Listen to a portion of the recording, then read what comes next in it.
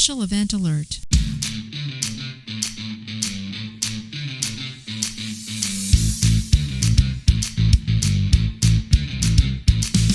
Get out of bed and run! This is Late for Changeover, your weekly space news and variety show. I am your host, Marty Smith, and I'm joined by Mr. History, Eric Perrott. Mr. Space Alumni, guys. How's it going? And our man in the closet, Jake Wall. What's going on, guys? And our newest Guardian, Mike Johns. How's it going, everybody? We're here to bring you the latest headlines and updates pertinent to all Guardians and to the other lesser branches as well. So, take your seats, get informed, and have a laugh as we present Late for Changeover. Good to Smacked see you, by the gentlemen. Good to lesser see you. service. Well, lesser services is hard to say, especially when I've been drinking, so I changed it to branches. Lesser branches. Wow. Lesser branches. Because I've heard the past ones, and I'm like, lesser services. That's terrible. Your introduction for Mike just kind of died halfway I told you I through. didn't have anything snippy. And Johns. Johns. Did you have a call sign, Mike? Big Vern for a while. Down when I was at Schriever. My middle name's Vernon. So that turned into Big Vern. Someone asked me, what does the V stand for one day? And they were expecting Victor. And when I said Vernon, this one dude, big old bodybuilder dude, was like, Big Vern! And it turned into a whole thing. So all my guys from my one-stops days knew me as Big Vern. Wasn't that, what's Big his Vern. name's catchphrase, the whole Ernest thing? Didn't he used to say a Vern thing? Well, his buddy was Vern. And he would say, what was his... It's been so long. Yeah. I don't know. Is that guy dead? That guy's Vern. dead now, right? He's dead? Is he really? Ernest? Ernest? I thought he was He's dead. still kicking. Is he? Okay. I thought I he was don't know. dead. I think he might be You know what I mean, Vern? Yeah, that That's sounds what he about said. right. Yeah, that sounds about right. No, he's probably your generation, Eric. Well, Oh, That's- Yeah, you like that? I hope he's You're- not dead. generation. Generation Eric. Gen Eric. I can take Jeez, it, man. man. I can take it. Speaking of generic, do you have a day of history for Well, us? my God, I do. I have a good one. I do. All right. This occurred 55 years ago, fellas. 14 November 1965. Oh, okay. The Battle of La Drang Valley in Vietnam began. No way. We were Was it soldiers, huh? really? Yeah. Hmm. And saw around 1,000 U.S. soldiers of the 1st CAF Division, Air Mobile, fight for 4 days with about 2,500 North Vietnamese troops. Now, that number was down because initially they were going to take on 6,000. And they had about 1,400 to put on the ground. But as the Right. battle started, the choppers were only, able to come in and put a few on the ground. Right, right. So anyway, the 4 days of fighting formed what became the first major battle between U.S. and North Vietnamese forces of the Vietnam War. The battle consisted of 2 engagements in the valley, with the first taking place between November 14th to the 16th, with members of the 1st Battalion, 7th Cavalry, led by Colonel Hal Moore, and the second engagement taking place on the 17th of November, with members of 2nd Battalion, 7th Cavalry, led by Lieutenant Colonel Robert McDade. According to U.S. Army, the Battle of La Drang came after 3 enemy Vietnamese regiments, totaling 6,000 men, attacked a civil irregular defense group. U.S. Special Forces at Ply Me, near the entrance to the La Drang Valley, in what the Army described as North Vietnam's initial effort to cut the country in half. According to the Army, after U.S. intelligence confirmed the position of these Vietnam forces, Moore led an air mobile assault into the La Drang Valley, landing at would come to be known as Landing Zone X-Ray. The first of Moore's troops began landing at LZ X-Ray at around 10:30 on the morning of 14 November. As Moore's troops continued to land at LZ X-Ray, the first shots of the battle were fired around 12:45. One of the U.S. platoons began fighting with a force of Vietnamese troops. What ensued for Moore's troops was a battle over the next 2 days in which Moore's forces defended LZ X-Ray with support from U.S. artillery and airstrikes. 80 U.S. troops were killed in the fighting at LZ X-Ray, and another 124 were wounded there. 80. According to History.com, some 834 North Vietnamese soldiers were confirmed killed, and another 1,000 North Vietnamese casualties were assumed dead and wounded. For More all your road- Mr. History needs, go to onlyfans.com I wanted to and he'll talk show about you one his more guy. LaGrange Valley. One more guy. One more question here. I want to talk about this guy. So Moore wrote a book about the fighting at LZX-ray, as you guys all are aware, I'm sure, along with the war journalist Joseph Galloway. In their book, We Were Soldiers Once and Young, their book was later adapted in the 2000 film We Were Soldiers, with Mel Gibson playing Moore and actor Barry Pepper playing Galloway. The reason I bring this up is Galloway reportedly took up arms during the battle and helped carry a badly wounded soldier's safety during the battle, an act for which he received the Bronze Star Medal with V for heroism in 1998. Galloway is the only American civilian to receive the military honor. So I thought that was pretty cool. Wow. Yeah. So 1965, Battle of La Drang Valley, guys. Ia Drang. La Drang, isn't it? No, it's not La Drang. That's what it. Ia. That's how. Yeah, it's IA. It's IA Drang. Ia Drang. And the reason I know that because there's more to that whole story, because the movie ended with him taking that battalion out, but the next battalion that came in, the North Vietnamese knew that they were coming in, and they massacred them on the landing zone. Yeah. I mean, they had so many casualties. Well, I cut it down. Battalion came in. Oh yeah. Yeah, I know. Cut it But down. that whole Battle of Ia Drang the movie cut short because it was just his battalion. I've never heard it called Ia Drang. I've always heard it Ia called La Drang Drang. Valley. La Yeah, Drang, the first Cav took shit a long time, because if you've ever seen their patch, it's one of the biggest patches in the Army. Yeah. And it's a horse on one side and a diagonal line, and it's black on one side, yellow on the other side, and they took a lot of shit because they're like, oh, that's the line you guys could never cross because of Ia Drang, and I was like, man, that's kind of shitty. But it's more, if you go to VFW, those guys are just ruthless on other units, you know. I know it was really cool because Hal Moore in real life went back to Vietnam and actually met with the Vietnamese counterpart that he was fighting. Yeah, I think I saw a documentary on it. Yeah, and they actually walked the battlefield together. That was pretty cool. So, good one. I had no idea that was this week. That's awesome. Very well done. Imagine if they had space to help them. Imagine. They GPS cords. They had Reapers. Space. Imagine that battle. JDAMs. Hell yeah. Well, and they still clap. Oh, No. generic. Well, you know what would really help? That Moab. Mother of all bombs. Sure. Blasting the shit out of those tunnels. Well, it might not have helped them being that close. Well, sure. That's why they had those fancy helmets.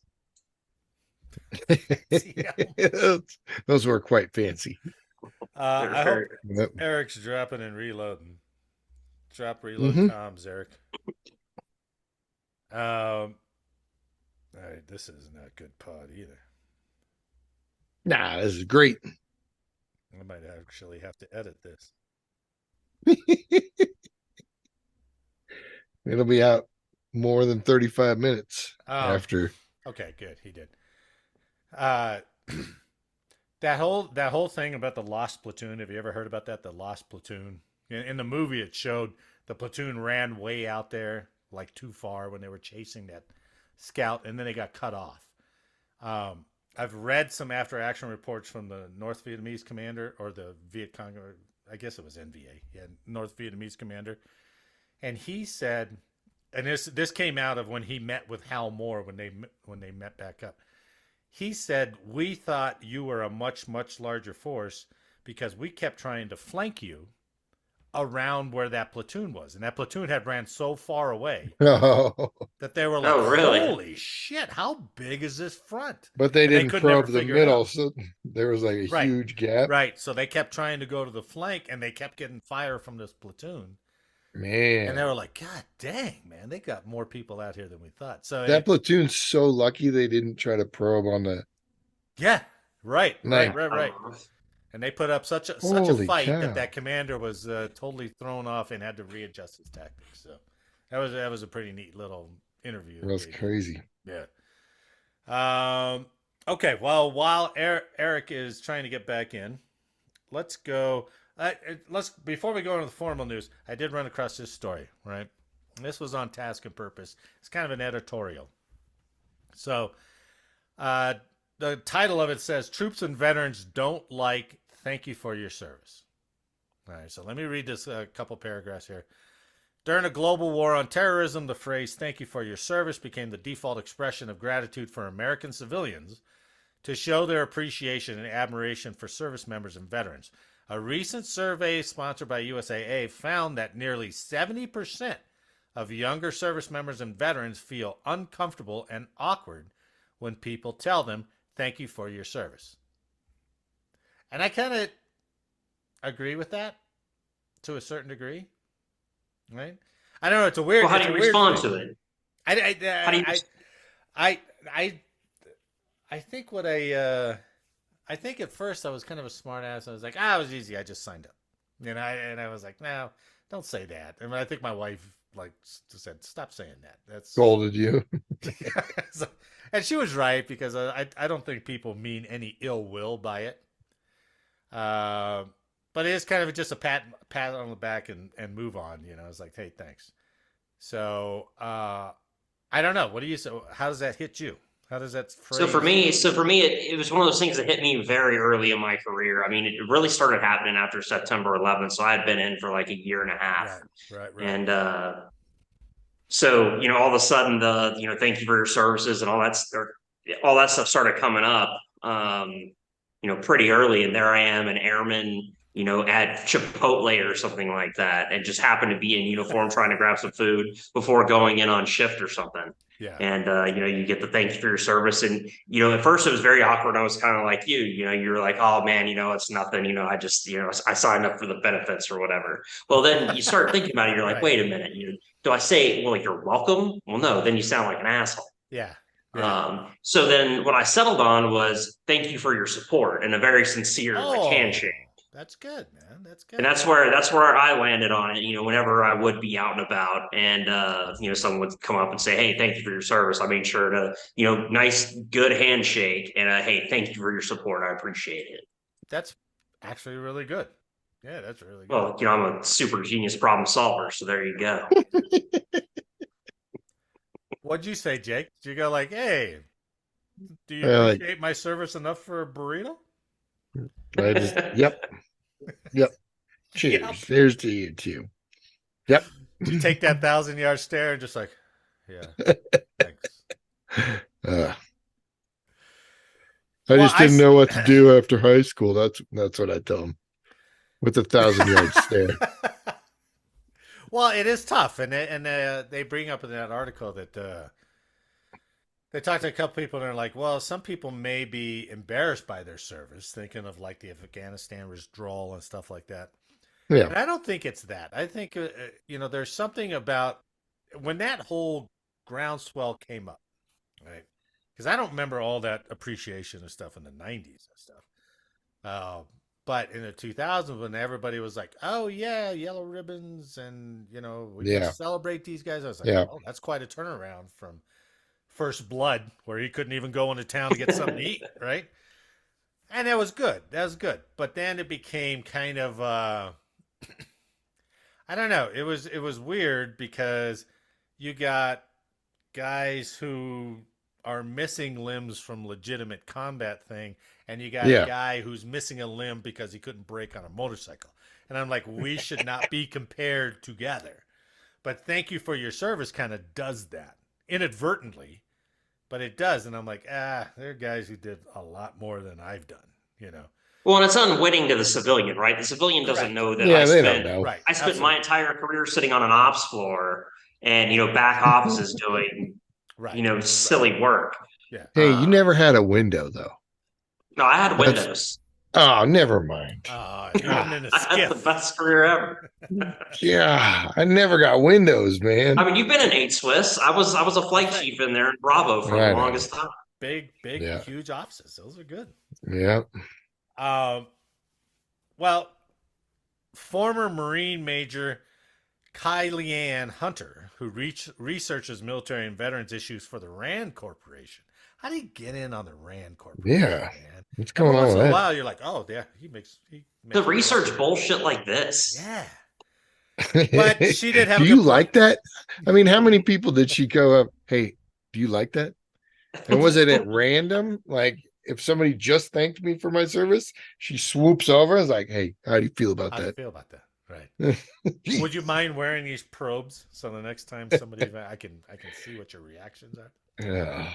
But she said one reason why veterans may feel uncomfortable when people tell them thank you for your service. Thanking troops and veterans for their service can also come across as a way of avoiding having a conversation with them. Okay. I never wanted them to have a conversation with me to begin with. Yeah. Like, Well, Why is I some was gonna random say, civilian gonna just pay for my burrito and get out of the way, Yeah. right? It almost seems like just at least buy the guac? if you have a choice of saying nothing to them or saying, "Hey, thanks for your service," I'd be like, "Okay, say thanks for your service." Yeah. You know? So that's kind of I get what they're coming from. They're like, "Hey, thanks for your service. Do you want to hear what I have?" Nope, nope. Just like I gotta go. I just wanted to tell you thanks. You know, it's like going up and telling a cop. You know, I've done Yeah. that. I've kind of stopped doing that over the last couple of years because they all look at me and they're like, well, "What do you want?" You know, and I'm like, "Well, I'm sincerely telling you thanks, man." He's like, "Yeah, beat it." I use it kind of as a slur if I like hold the door for any for or do anything for any other military members. I'm like, thank you for your service. Thank you. It's more of a slur around the other guys, you know? Yeah, sure, sure. Yeah. And anybody who knows you, they would get it. Yeah. Somebody who doesn't know you'd be like, "Oh, okay, you're welcome." Okay. Um, and she even points out it's hard to find another expression of gratitude that is as concise and straightforward as "thank you for your service." So I think maybe it's unfair to go, "I wish they would stop saying that," because I don't. But at the same time, it's like it seems like if you have some guys coming back from the front line, I'd be like, "Yeah, thanks for your service." If you have us, I'd be like, "Well, thanks for re-upping, I guess. We were short-manned anyway, so Yeah. thanks." But when I see some of the old guys who wear hats and stuff, "Hey, welcome back, generic." Hey. See? Nope. Nope. You have to go reset your jitterbug router. Jitterbug. It's only got one big button on it, right? It says it actually a toggle for off and on. My Wi-Fi went out. That's all So- right. You were able to repair it, so well done. But if I see some of those old guys walking around with the Vietnam hats and stuff, I'll go up to them and I'll ask them. I was like, "Hey, what unit were you with?" And they're like, "Oh shit, I was with here," and they start. Now you got to be prepared because they love to talk. You know it being in the VFW, right? Because all those guys are waiting around. It's just hair trigger. You know, as soon as you ask them, like, "Hey, who'd you go over there with? What unit were you with?" And that's they're ready, and that's cool. And I feel like that's more meaningful. But you got to be prepared to spend a few minutes. It's not just like, "Hey, I got my groceries. I'm walking out of the store." It's like, "Hey, what unit were you with? See ya." You can't do that. Well, that's why thank you for your service works, actually. It does. It does. Right. It's like I get to say something, but not more than I want to say. So I don't know. It's interesting. I thought it was interesting. Eric, do you have thoughts on thank you for your service? No, I think I like to talk to the guys, whether they're Vietnam vets or even further back. So I usually go, "Hey, appreciate you doing what you did. What unit were you with? Where were you? Where you were stationed? What was your last dues?" Those kind of things, because I enjoy those conversations with those guys, man. Yeah, that's cool. So thank you for your service is sort of a door opener for me, if anything. Yeah, sure. And I don't know. Sometimes it just hits me. It shouldn't hit me the way it hits me, but I think after this many years, it's just like, I think people actually mean it with a lot of respect. So that's I do nice. too. I do Yeah. too. It's that's what I'm saying. It's my own stupid little head that goes. Well, I- Now, think if about it's the this. checkout guy, if the checkout guy goes, "Hey, do you have military discount?" He's like, "No, thank you for your service." But thank you for your service. Yeah. I'm Yeah. like, Well, just think tell me about it. no, Think about the man. people that would say thank you for your service out and about in the wild. How many of them would just say hi to you as you walk past them, Oh, like yeah. going in and out of Target Yeah, or they something? probably wouldn't. Right. You know what I Right. mean? That's So what I'm it saying. is them actually reaching out and recognizing what Yeah. it is from the civilian perspective, It's mostly. just yeah, you're right. And it's just a weird thing to go, well, that phrase coming to me means one thing, but that phrase coming from them is a whole different thing than the way Yeah. I'm receiving it. Agreed. You know? So Well, I spent a lot of time on crew kicking this ball around, and you know how much time you have on crews, especially down at a command and control squadron. When I first came in, so yeah, I gave a lot of thought to it, and that's where I came up with the, hey, thanks for your support, and well, that yeah. seemed to resonate well. And you being down at One Subs, which was notoriously overmanned at 130%, that you guys had to fight for time to do supports. So your shifts and conversations were probably pretty lengthy. Yep, I'd have hours upon hours of free time. Meanwhile, We'd we're have up there. triple elimination FIFA soccer tournaments and stuff. Like, it was ridiculous. Meanwhile, we're up there at Two Swiss going, holy shit, we're on 12s again. Again. Because we don't have enough people. Like, can't you go raid One Subs? And they're like, no, they can't be touched for some reason. I don't know why. I'd get to go to the chow hall twice in a shift and sit in the chow hall. We hated you guys, man. There's We no hated way. you guys. All right, Oh, man. let's get on to news. You guys want to hear more about Lockheed's fortunes? Oh, man. I'm gonna have to go back Lockheed into is the career field basically- now. They are Still work for Stark Lockheed. Tech. They are Stark defense Enterprises. So you remember when we talked about them last week or the week before, where they almost got $1 billion? Oh, it was last week about the they almost got $1 billion to develop that the new ICBM. RV. Yeah. Well, this wasn't quite as high, but they just got $33.7 million to develop nuclear spacecraft. So the concept is pretty cool, when you start thinking about it. Knowing the people I know at Lockheed Martin, it really concerns me that they're messing with nuclear material. Yeah. Like Truly does. nuclear powered that's going away, or Let's Yes. hope. nuclear powered that's just going to chill up there? No, it's going to go away. So Okay. the U.S. Air Force Research Laboratory, or AFRL, awarded $33.7 million to Lockheed Martin as part.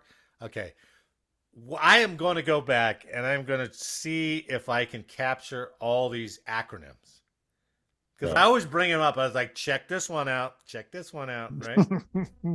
So I think I'm going to try to keep a database, because this one is a good one. The U.S. Air Force Research Laboratory awarded $33.7 million to Lockheed Martin as part of the JETSON effort. JETSON, just like the cartoon, which stands for Joint Emergent Technology Supplying On-Orbit Nuclear. So, doesn't beat the one Krusty. Which one was Man. What? I read the article. There's a freaking acronym called Krusty in here. I said it didn't beat it. It's awesome. Come on. JETSON. Oh, there's that echo again. Okay, wait a minute. Maybe it's this. All right, let's try that. So it's an effort to mature high-power nuclear, electric power, and propulsion technologies in spacecraft design. JETSON aims to launch a fission reactor that will be started up once in space. We got it. Yeah, what was the Jetsons sound? Like Nice. Right, something like that, right? Oh man, any backroom producer, he could have bring up that little That little spacecraft sound. The reactor will generate heat, which is then transferred to Stirling power converters to produce electricity. This can be used to power spacecraft payloads or electric thrusters for propulsion. So I found this video, which is kind of cool. All right, Mouse, where are you? Go fast.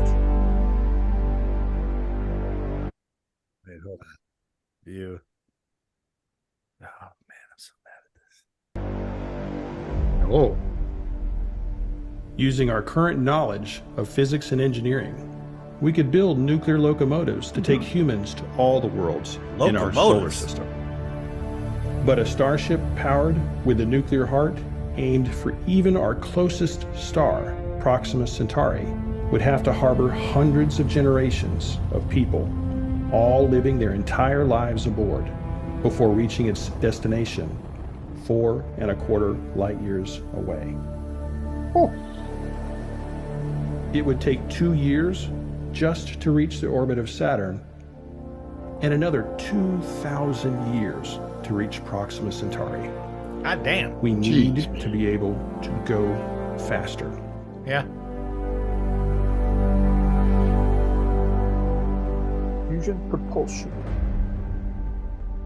Ooh, look at that. Look at that With our complicated. current knowledge of physics, but with engineering we have yet to develop, we can imagine a propulsion system with the sun for a heart, a fusion engine that could accelerate a starship up to 5% of the speed of light. Ooh, Okay. Second, I thought he was going to say This 5% ship could faster. cross the orbit of Saturn in 6 months Nice job, and reach Proxima jackasses. Centauri in just over a century.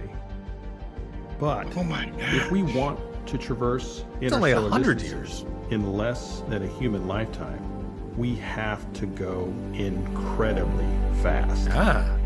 incredibly fast. Oh, The universe has shown us that this can be done by altering the scale of space itself. And we How are long is working this to develop video? new understandings of Yeah. physics Just a couple to minutes. learn how It'll this end. might be controlled. If we could construct a starship with a propulsion system that decreases space in front of it and Oh, like expands space behind it, this ship could cross enormous distances That's truly effectively theory. faster than the speed of light. Truly Star theory. Trek, here we come. Such a ship would reach from Mars to Saturn in just a matter of minutes 6 minutes. and be able to reach Proxima Centauri in less than 6 months. yeah, but 5.2 it knows months. there's nothing in the way. Like, how is this? Wow.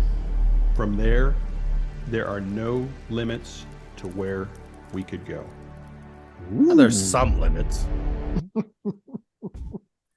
So, I suppose all that starts with nuclear or some kind of power source, right? Well, yeah, it's the fission reactor. As we've all learned from Han Solo and the Millennium Falcon, you Do it. need a guidance system. Do we have that? Yeah. It's not like crop dusting, kid. Yeah. See? Yeah. It's not visual cue. That's for damn No. sure. But Yeah. Can you imagine that? the fact that they're thinking about I don't know how a nuclear reactor starts up. Same way it does for our carriers, I'm assuming, right? How far are they going I to don't wait till they know. pop this thing off? Like, how Takes far 3 away from the... seamen, Yeah. a little bit of effort. I don't know. Can you? I mean, once you turn a nuclear reactor on, can you turn it off, or is it just Yeah. on Not that- forever? I don't know. I mean, they had to turn Fukushima off. You know, they 3 mile out. Yeah, They but didn't once it's, turn off. I don't know. I don't understand it. But You have to it's decommission not like them. a You switch, take out though. the kill rods and yeah, it's not like a switch, right? I mean, I mean, but you're right. I mean, we have carriers and subs that I guess eventually you got to Nuclear-driven turn them now. off, right? They're just not running forever. So the new award to Lockheed Martin is another win for the company in the field of space nuclear power. Yeah. In July, NASA and the U.S. military chose the aerospace giant to develop and launch a spacecraft to test nuclear thermal propulsion in space. The project, known as Draco, demonstration rocket for agile cislunar operations, could feature a propulsion system that's a number of times more efficient than traditional chemical methods. So, but so much for all this competing stuff. Lockheed just keeps coming out, right? So it's like Lockheed and Raytheon, you know, they're at the big table and they go to the men's room and they're like, what'd you get? I got this. What'd you get? I got this. Well, what about all these smaller companies that are like, F those companies, man. They know who to go to.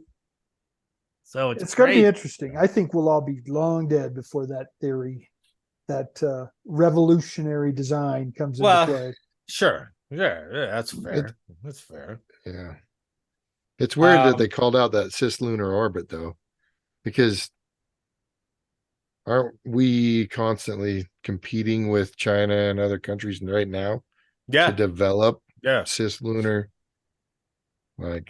launch capabilities and consistent cislunar technologies? Right. No, I don't know how to explain cislunar exactly. Can you explain it? It's just an orbit between the Earth and the moon. Yeah. It's just a racetrack. Okay. Between, Well, they're going to do that stuff and develop nukes. It's funny that we're going to go for nuclear power, which makes sense because that's the best power we got. The only power right now with that kind of capability. We don't put anything in anywhere in the United States for kind of nuclear power, but up in space, it's okay. So who knows? Maybe they'll hear the word that Lockheed's trying to do that, and they'll try to protest them. So you never know. It is blatant nukes in space. Yeah, absolutely. Right? Yeah, but the Russians have been doing nuclear power propulsion for decades now. Yeah. They had that one come down in Canada in the 70s, something like that. Yeah, something like that. But the really? protesters I guess at Vandenberg will be excited. We get protesters. We would get protesters out there once a quarter. Oh yeah. Yeah. No nukes in space. Don't weaponize space. That kind of stuff. Yeah, but they're dumb. They're thinking we're going to drop nukes from space. We're actually using nukes to go faster, as the video says. No, much faster. But where's that nuke at? Well, Yeah.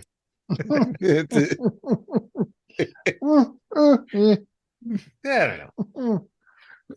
Well, I'll continue on. Remember a couple weeks ago, we talked about that X-37B. Remember the X-37B, the space plane? Well, it's back, baby. It's back. So from Task and Purpose Space Force's secretive X-37B space plane is going back in orbit. A year after U.S. military's secretive X-37B set a record for spending more than 900 days in orbit, Space Force's space plane is heading back to outer space. It confirmed this week that it will take flight in December 7th, to be exact, from the Kennedy Space Center in Florida. This time around, space plane is using a Falcon Heavy rocket from SpaceX. And all the previous launches, it's using Atlas V. So, and I was trying to find a picture. There's very few pictures on this damn thing, but I think they mount it on top and then they encapsulate it.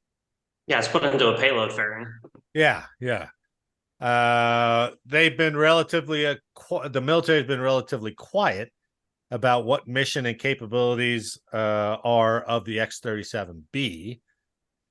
The one confirmed experiment is NASA's Seeds 2, which will test how plant seeds are impacted by radiation from long-duration spaceflight. That sounds like such a cover story, doesn't it? Yeah, so bullshit. Yeah. Man. Know. We're just gonna put seeds in this thing and see if we can grow some alfalfa in space. That's it. That's it. A year later, we'll bring it back down and see what it's doing. Just It's a seeds. Martian thing. Grow some potatoes with your own shit. It's all good. It's all good. But that is one hint of the mission's length. So Space Force has not said how long it'll be up there, or if it will be more than the prior mission. But the reusable X-37B, which resembles a smaller version of one of NASA's now retired space shuttles, it's around 29 feet long, 9.5 feet tall, with a wingspan of slightly less than 15 feet. It weighs 11,000 pounds when on the launch pad.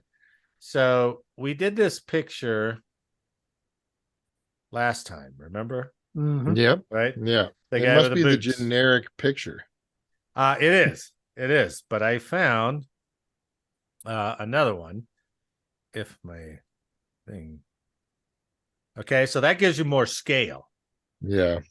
You see the It's a guy little standing thing. up and talking to it. So it says, like the space shuttle, the X-37B takes off vertically, and like Mike said, it's encapsulated. Once in orbit, it can maneuver on its own and eventually lands on a runway back on Earth, much like a conventional plane. The vehicle has a small payload area, roughly the size of a pickup truck bed. So I guess so. Yeah, if you look at it.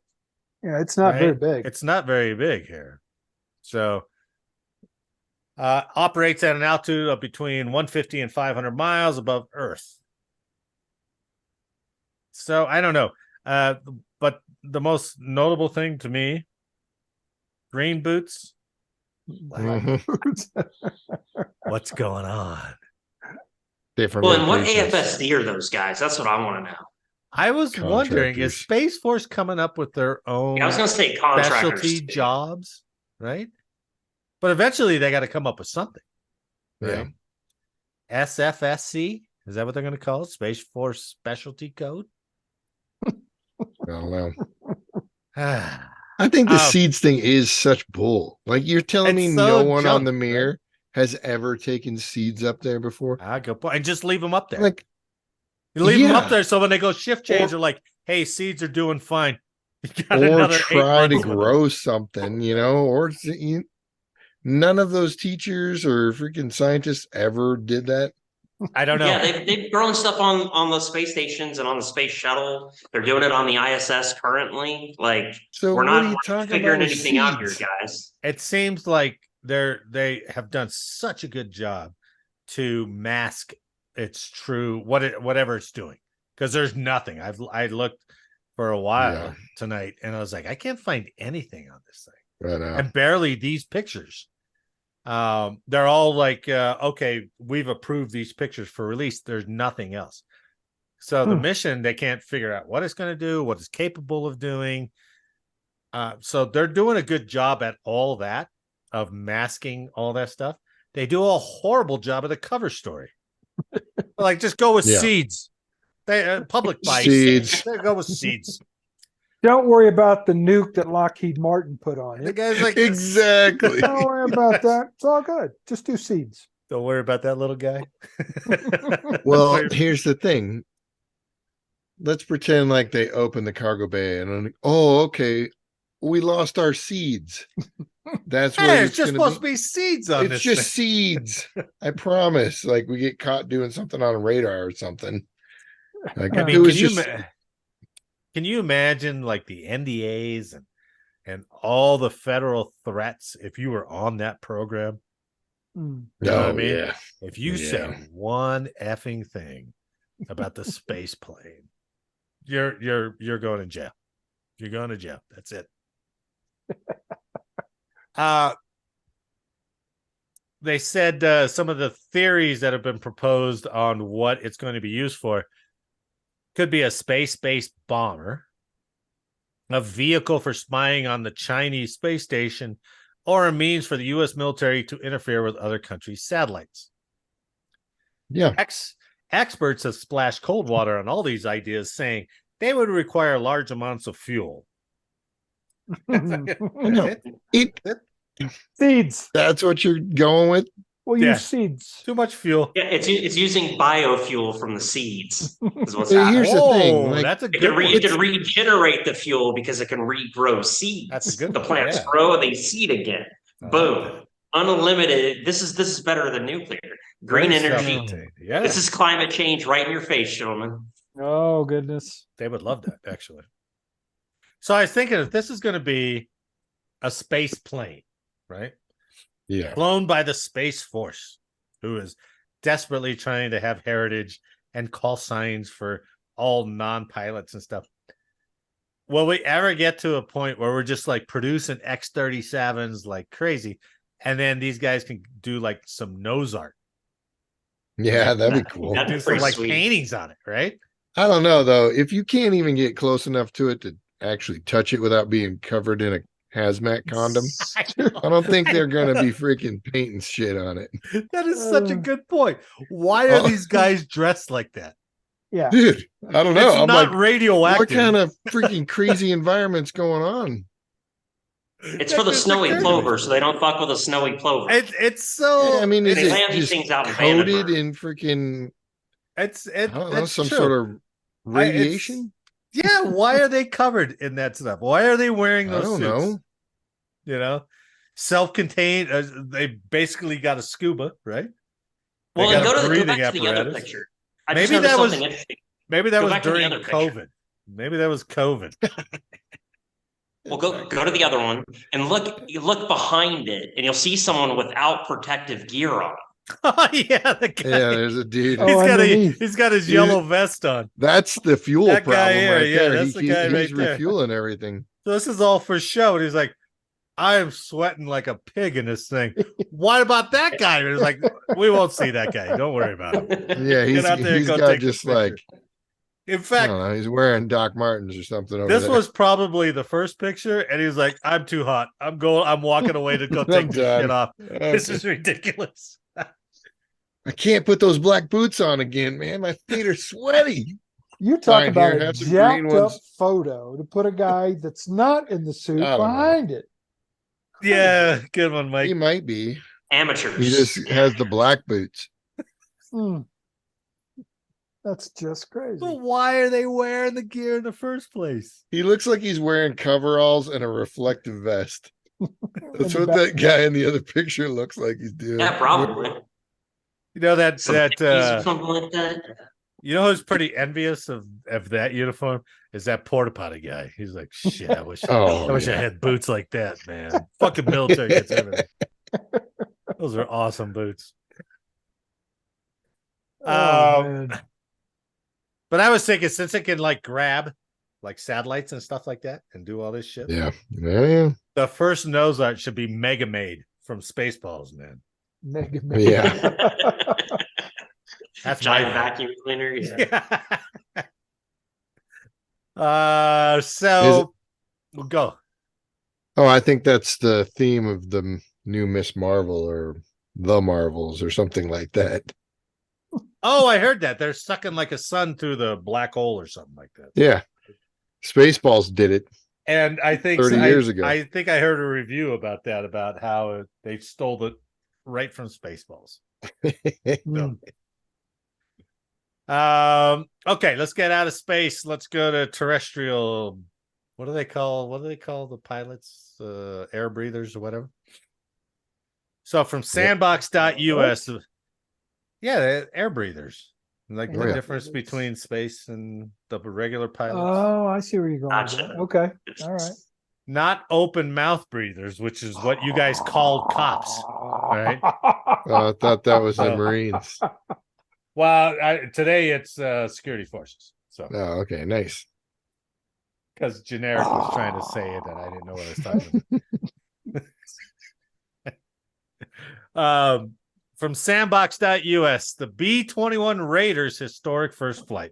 So they finally flew that damn thing, right? And which looks very, very similar to in a public. B-21 or B-2. Yeah, they finally flew it so public could see it. So it seems like it took its first flight, I think, last week. In a series of tweets posted on Friday morning, this guy, photojournalist Matt Hartman, showed the stealthy flying wing cruising by with its landing gear extended and accompanied by 2 aircraft. So stand by. It looks just like the B2. It's very close. Yeah, it's very close. The B2 has several more tail sections to it, whereas this one just has a single. Yeah. Yep. So this video is weird because whatever his auto zoom on his camera sounds like a machine gun, man. It's like, what is that noise? What is going on? Has he got an old VHS camcorder? Another flying boomerang. Kind of, yeah. Man, you can't even think about seeing the Bombay doors or anything, huh? No, it's crazy how much they're putting into this thing. And it's going to be based, there was a part of the article that said, like the B-2, it's going to fly missions from the U.S. Yeah. Like, did we have B-2s in over there? How big is it then? Were they having double cruise? I don't know. Think about those mission times. Like, I know they do long mission times, but they have to have two crews. Hell, I remember during Gulf War they were flying B-52s out of what's the one in Louisiana? They were flying Barksdale. Barksdale. They were flying them out of Barksdale and back. Yeah. 30-hour trip or something like that. America's new stealth bomber, the B-21 Raider, has taken its first flight. Northrop Grumman officials said the majority of what makes a B-21 a sixth-generation combat aircraft is on the inside. So this is just like the X-37B. They've got nothing but speculation on this thing.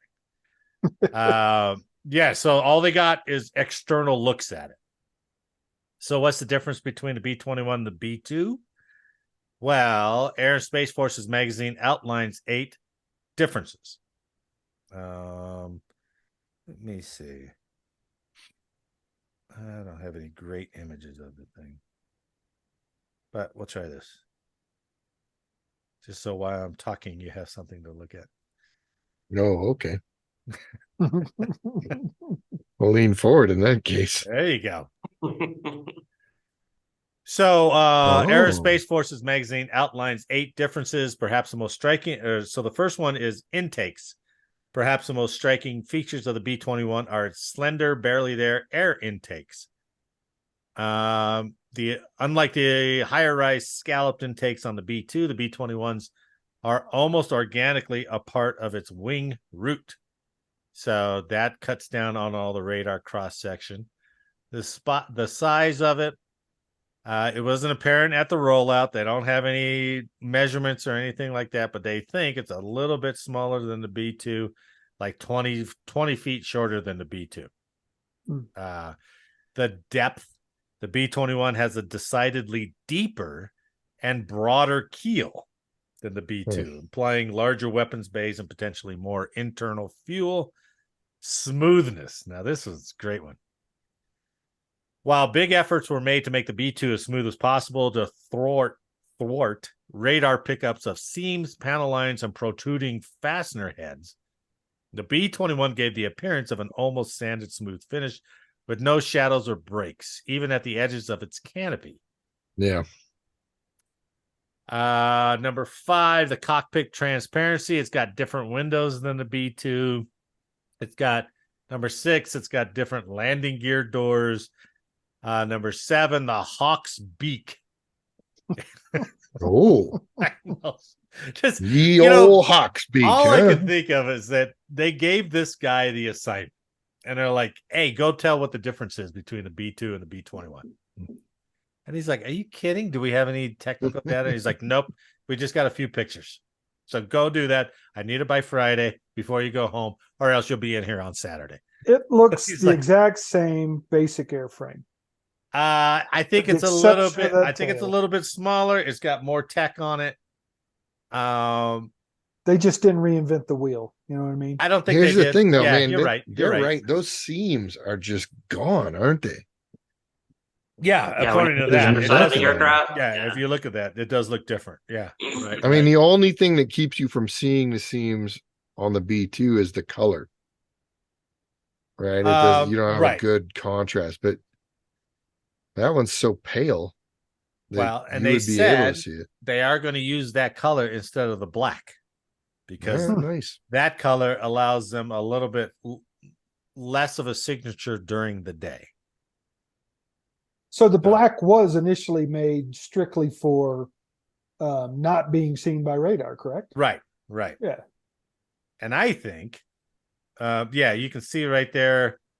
I'm showing a picture now, the lower profile air intakes, which is pretty amazing that gets enough air to work that turbine, right? Or work that jet. Yeah. But I don't know. I would like to hear and go, hey, when we flew those B2s, they couldn't touch us. I've never seen a story about that, about how good the B2 was. Yeah. And I think we've only used them at I don't know. I thought we lost one a while ago. I thought we did too. Yeah. I don't know. So interesting that they're putting all this money into the B-21. But I think the biggest feature. And that was it. Hawk's beak in the color. That was the 8 features that this poor guy had to write about at Air and Space Forces magazine. But I think he should have said, the biggest difference is that the name is so much better than the B2. The B-21 Raider is so much better than the B-2 Spirit. That's from that the was Doolittle such a- boys. Here's your tactical bomber. It's the Oh, it's a Spirit. strategic bomber. Strategic bomber. That gives you spirit. It was so non-threatening. It's so dumb. I mean, Yeah. what was the B1? Do you remember the nickname of The the Lancer. B1? Yeah, it was a Lancer. Yeah, the Lancer. Right? That's Well, it was cool, the- right? You're Lancing Yeah. air defense, you're Lancing Boils, you're Lancing air defense. The Lancing Boils. But the B2 Spirit was so bad. Do we still have the F-35? Yeah. What was the stealth fighter? Well, Not you the got new the one. F. Yeah, the F- Nighthawk? 117. The 117. Yeah. Is that still in service? Oh yeah, Kind of. I think so. The Nighthawk. is what- Yeah, They're- that's it. Nighthawk. Yeah. They've been retired for a while, but they're used for training. At least Really? open source, they're used for training, and then who knows what they do behind the scenes with that thing. But they've seen them flying around, around in Nevada and Utah at the Knitter and the Uter, the Oh, test no kidding. ranges. out Yeah, there. Yeah. And they're probably used for testing and training of radar systems. Wow. That kind of, who knows? I can speculate. I've never been on a F-117 mission, so Well, I think I But- just watched this summer when we watched Top Gun Maverick. They made such an emphasis on fifth generation fighters. Is the F-22 a 4th generation fighter? no, it's fifth. It's What's a fifth, yeah. 4th? Like the F-15s, the F-16s. That's a 4th gen? Yeah. Yeah, Huh. I So never the heard that. 35 and It- the I 20. never they heard spell of them it. all out on Wikipedia. Maybe it's just like the phrase of the day, because I've never heard the F-15 be referred to as a 4th gen fighter. Yeah, back in the day, I've never heard about it. It's Like just F-18. it was air superiority. But I mean, maybe it's because the 5th wasn't there yet. I don't know. Didn't I have the F-15? Wasn't it my choice? I always thought that I thought I had it. the B1 was let's called see. Bone. God damn it, you did have it, Eric. No, that's Bone is its nickname because the B1. You put Oh those yeah, together. yeah. But I thought that's what everybody. Yeah, I And didn't. by the So way, people we call it, did it's like calling the F-16 the Viper. we Oh, did it's lose, the Civilians Falcon. don't everyone calls it the refer to Viper. as Bone. you did No. lose a 117 in Serbia. Yeah, Scott O'Grady. Shot down over Serbia. Damn you, Scott. But yeah, I'm I just just kidding. posted I don't even if you know want it. to look at the jet fighter generations, I just posted a Wait. link. in the Wait. What did you just say about Scott O'Grady? I He was damned shot him. down over Serbia if he was the pilot of the 117. He wasn't in a 117. Okay, well then I just said there was a 117 lost over Serbia. Okay. What was O'Grady? Right. I thought O'Grady was in the 117. No, he was not in a 117. He was like in I think it was in a Hornet. He was a Oh, I Navy double guy. damn him then. Yeah, he was a Navy guy. No, I'm just kidding. 117 was all Air Force, I think. Oh yeah. I saw No, the it's an movie. F-16. Oh, he was a. Oh, that's right, because he was an Air Force guy, but the movie was a Navy. They made him Navy. Oh, Air Force You didn't got him want to. confused with Luke Wilson. Yeah, I saw him kick the Oh, football yeah, off Luke the Wilson. aircraft carrier. I saw that movie. Okay, let's close this out with our last story from Task and Purpose. And I wanted to get your reactions to this because I wanted to see if I was as big of a heartless bastard as I think I am, because I don't have the greatest reaction to this. I can confirm that. You don't have to read it. So this from Task and Purpose. The VA rolls out free health care for World War II veterans. At first blush, it's like badass. Good on them. On Friday, November 10th, the Department of Veterans Affairs announced that as of this moment, all World War II veterans are now eligible for no-cost health care and medical services throughout the VA, as well as nursing home care. Now, I don't know how nursing home care works under the VA, right? That's usually like a Medicare thing, I think. When I get there, I'll let you know. I know there's a nursing home, like a military nursing home down by Canyon City. Yeah, the individual services have I can't remember what they're called, but the individual Is that services not ran have, through the VA? Oh, like a I don't VA, know. like a Service long-term care or something like that. No, there's literally a nursing home down there by Canyon City that's I military believe only. you. Oh, it is. Okay. Yeah, Okay. I just don't know who runs it. Because I think there's one out on Northeast Colorado too. There's not a lot of them that are just VA sponsored or whatever it is. But under the new policies, veterans who served between December 7th, 1941 and December 31st, 1946 can access the service and will not have to pay co-pays, enrollment fees, or monthly premiums. As long as you're alive. Yeah. Yes. Exactly. The new policy was mandated by the Cleveland-Dole Act, passed in December 2022. So maybe maybe they had to have that law passed before they could do this, obviously. Yeah. Veterans who get the new benefits still keep their own private health care as well as Medicare and other insurance. So how many are there, you think? I asked. More than 16 million Americans served during World War II. Now, in November 2023, only approximately 119,000 are still alive. Wow, I would have never guessed that number that high. Yeah, it was way higher than I was guessing. Yeah. According to both Pew Research Center and the National World War II Museum, veterans, of course, have to be enrolled in VA benefits for this new no-cost care. Now, this is odd that they put this statement in here. The department said that it is actively contacting World War II veterans to sign up for VA care. Don't you find that odd? They do send them an email. None of these. Yeah. How are they contacting these guys? I don't know. They're going to the freaking nursing homes that they're in. And I mean, They're just sending them a telegram. Oh shit! Yeah, I could get right? I could get VA. Fuck.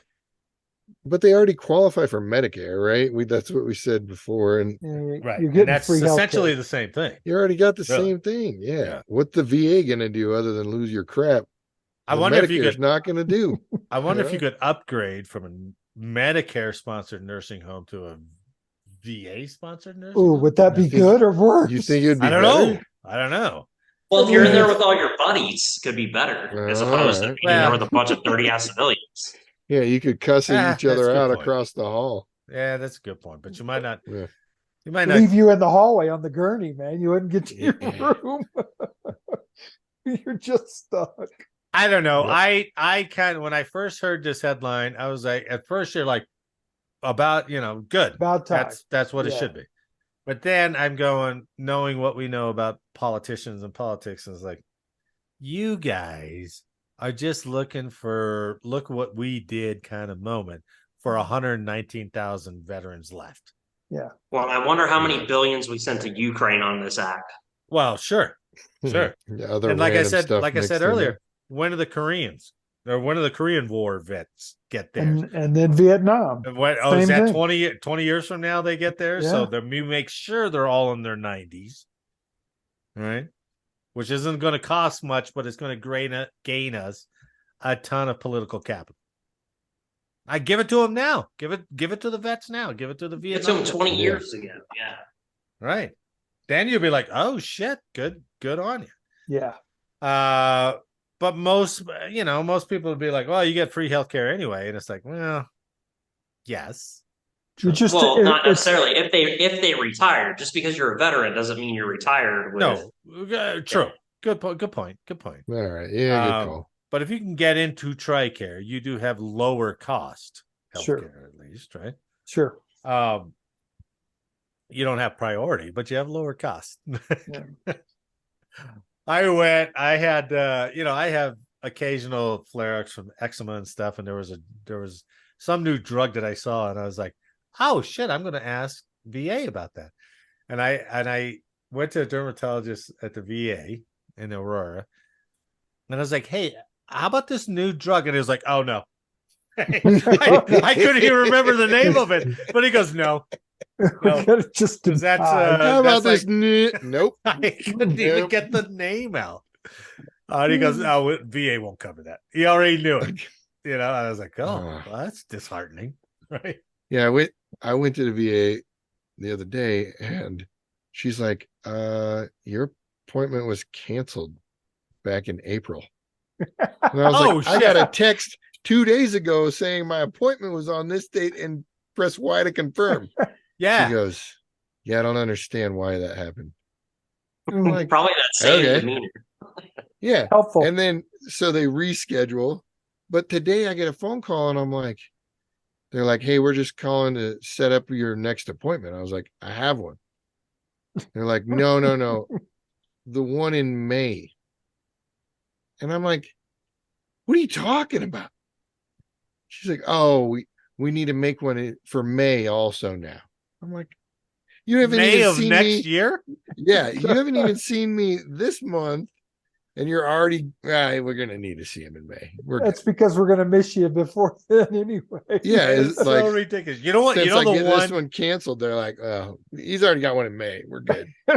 You know, the one guarantee I get from the VA is if I do make an appointment, I get a letter, I get a text, I get an email, and I'm like, yes, I'm coming to the goddamn appointment. All right. Yeah, but you could get all that stuff and still show up and be like, yeah, it was canceled. And they're like, in April. oh, yeah, they should have sent you a letter and an email and a text. Yep. That letter should have come with your express scripts, which you'll get 2 months down the road. And you're like, God damn you guys. Yeah. I love it. So good on them. Those guys and women, they deserve it, especially when you get into the nursing home stuff. I think that's really cool. That's such a burden, especially if you don't have it set up. Yeah. And families a lot. That's a cost for families to do that. But if they're going to cover it, so that's good. But and the vets that are homeless, I'm sure that'll help. Man, if they reach out. Well, I mean, I doubt you have any homeless vets out on the street at 99 years old. You don't? I don't know. Yeah, I would guess that many 99-year-olds aren't living on the streets. Well, I hope no. not. And those who, well, yeah, that's true. There's probably not a lot of World War II vets on the streets. Maybe I know you threw me all off with that, Eric. I don't know what to say to that. Okay. I think they would have died off a long time ago if they were living on the streets. Well, I'm just saying. I mean, they were a resilient bunch. I will give them that. So I could be wrong. Okay. Well, let's see. 45, right? So that's 55. That's I hope not. 78 years ago. And you throw 20, so God bless, man. Yeah, they're old as shit. I mean, if you think the streets are a join young just man's in game. 45. No, I disagree with you, Jake. It ain't a young man's game. Yeah, I've seen 60 and 70, couple of 80s. Over there. Oh yeah, Jeez, on the street, man. on well, the ground. yeah, but They but might not. be 30, but they look 70 because they're all Hey, meth. cocaine's a hell of a drug. Cocaine. That number may not be big, but there are some out there. Well, I and don't it's doubt and it's that, so yeah. screwed up. That's too bad. You know, I mean, they've had so many of those programs where like, hey, we can put you up, but you got to be clean. And like, nope, I'd rather stay dirty and addicted. Yep. And you're like, yeah, damn it. So, but yeah, I wish we could help. That's true. So, good job today, fellas. All right. I don't hear anybody who distinguish themselves today. Nice. I I distinguish myself through mediocrity every day. I am going to not award anybody the good podcast medal, which was the first move I did to set me sideways with my commander when I was over in LUD. I said, nobody, everybody's done their job. They haven't distinguished themselves at all. And he goes, "You got to write me an award." And I said, "Nope, nobody's done well enough for an award. They're just here fucking around the desert. That's all." And from there, it was disaster. So That was such a fun deployment. oh my god, yeah, he wanted to relieve me in the middle of the deployment. So For not riding a deck. well, that was the start of it. There was many many things after that. That's why Jake's laughing because he remembers. This All right. Marty coming over there to the skip. This motherfucker, can you believe what he did?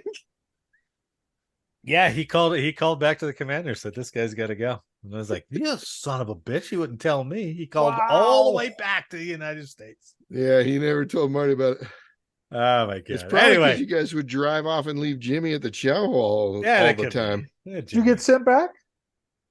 No, he tried to get me sent back. Oh, He tried to get okay. me sent back. Usually when they make that call, they'll go put him on a plane, get him right out of there. Yeah. Yeah, But no. They also knew the nature of this guy too. So Okay. But the thing that started it all was nobody went above and beyond today. So y'all did your job. Thank you. Y'all did your unpaid volunteer support. Thank you for your And I service. appreciate that. Thank you for your service. Nice. There you go. You're welcome. I like it.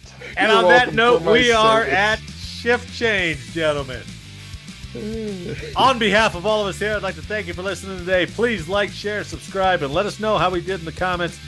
Make sure next week that you are not Late for Late a for changeover. Woo. Ben, thanks for the week, and I'll see you next week.